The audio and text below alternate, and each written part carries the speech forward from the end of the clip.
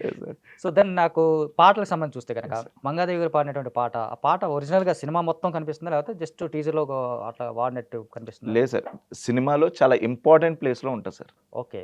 'ఇచ్చోటనే' ఈ అనేది చోటనే చాలా ఇంపార్టెంట్ ప్లేస్‌లో ఉంటది సార్. అంటే నేను మీ దగ్గర దాయడానికే ఉంది. ఎలాగో మేము ఆ! ట్రైలర్‌లో ఓపెన్ చేస్తాం. సో, ఇదేంటి అంటే 'గేదెల రాజు' అనే క్యారెక్టర్ మన సినిమా స్టార్టింగ్‌లోనే చనిపోతాడు సార్. చనిపోతాడు. చనిపోతాడు. So, okay. ఆ ఒక మర్డర్ జరుగుతది. 'గేదెల రాజు' అనే క్యారెక్టర్ మర్డర్ జరుగుతది.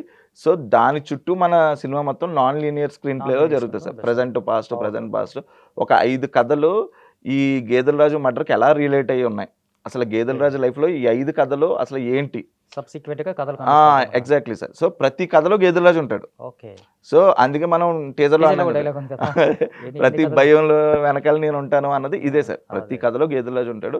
సో, 5 కథల్లో ఏ కథ 'గేదెల రాజు' చావుకు కారణమైంది అనేది మెయిన్ సీక్వెన్స్. ఓకే. సో, ఈ 'ఇచ్చోటనే' అనేది ఏదైతే ఉందో 'రాజు మహారాజు' అనేది 'గేదెల రాజు' చనిపోయిన తర్వాత వచ్చే పాట సార్. ఓకే. సో, దాన్ని మనం ప్యాథటిక్‌గా ఎళ్ళలేదు సార్.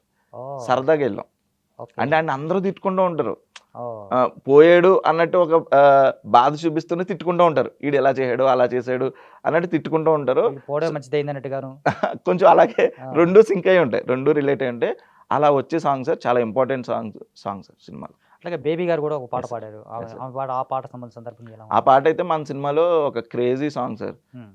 మంచి డాన్స్ ఉంటది. హ్మ్. సో, రఘు గారు కూడా మంచి కలర్‌ఫుల్‌గా కనిపిస్తారు. ఓహ్! ఆ పాటలో కూడా ఆయన ఉంటాడా?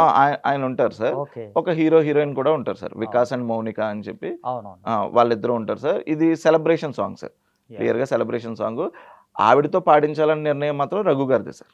ఓకే. అంటే రఘు ఆయన గారిదే. మామూలుగా ఇలాంటివి చేస్తుంటారు కదా! Yes sir. ఎక్స్పెరిమెంట్స్ అన్ని చేస్తా ఉంటారు యెస్ కదా! సార్. నిజానికి ఆయన ఇలాంటి వాళ్ళని వెలుగులోకి తీసుకొచ్చిన సందర్భం కూడా ఆయన కనిపిస్తా ఉంటది యెస్ నిజానికి సార్. రఘు గారు. Yes sir. ఒక గుడ్డి వాళ్ళతో పాడించవచ్చు కావచ్చు ఇట్లాంటివన్నీ కొంచెం చాలా ప్లస్ అవుతుంది. యెస్.